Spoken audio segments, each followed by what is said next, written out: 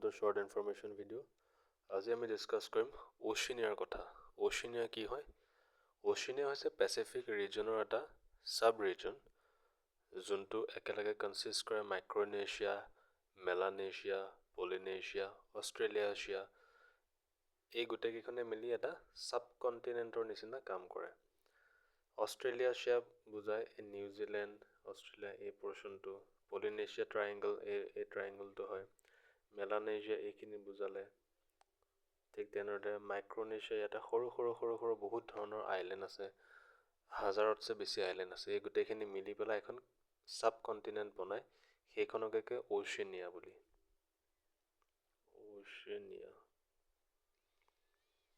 ইয়াৰে main লেণ্ডমাছটো Australia বুলি ধৰা হয়।